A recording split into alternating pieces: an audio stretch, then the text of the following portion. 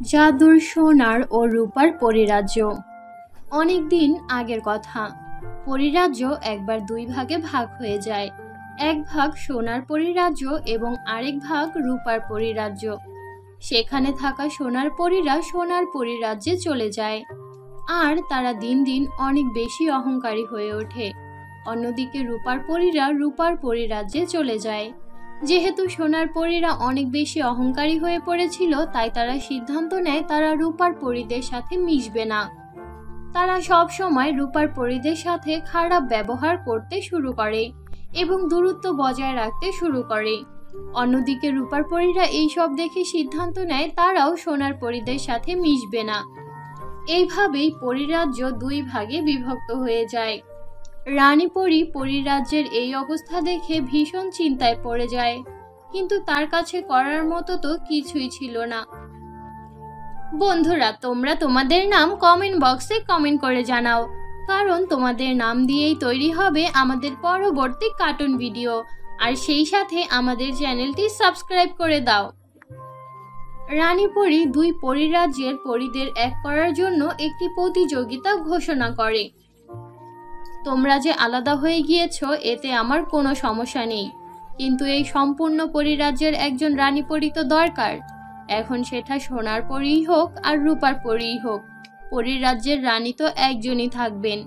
তাই আমি সিদ্ধান্ত নিয়েছি আমার সন্তানেরা না, বরং তোমরাই হবে এই পরিরাজ্যের পরবর্তী পরিরানী। আমি তোমাদের মধ্য থেকে কাউকে রানী ঘোষণা করব, কারণ তোমরা সবাই জানো আমার সন্তানেরা পৃথিবীতে চলে গিয়েছে।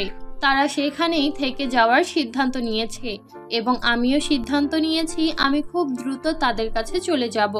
তাই আমি তোমাদের মধ্যে একটি প্রতিযোগিতা ঘোষণা করার সিদ্ধান্ত নিয়েছি।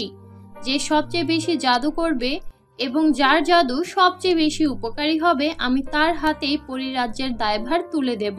এই প্রতিযোগিতার ফলাফল 7 দিন পর ঘোষণা করা হবে। তোমরা তোমাদের কাজ শুরু করে দাও।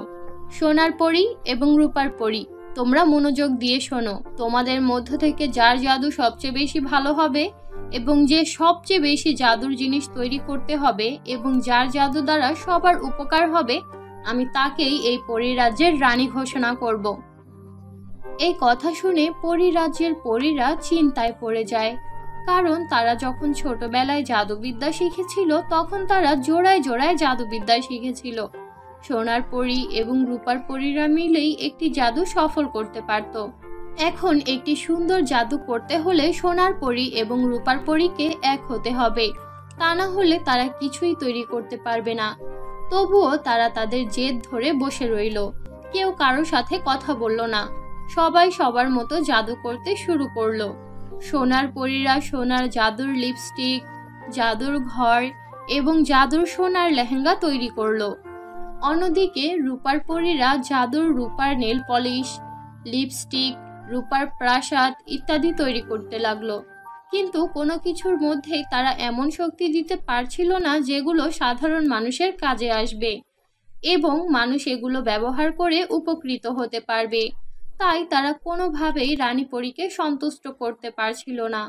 7 দিন পার হয়ে যায় এবং রানী পরী তাদের সবার জাদুর জিনিস দেখতে থাকে, কিন্তু সেগুলো কোনো কাজেরই হয় না। এগুলো দেখে রানী পরী বলেন, তোমরা যেগুলো তৈরি করেছো এগুলো যুগের পর যুগ ধরে সব পরীরাই তৈরি করে আসছে।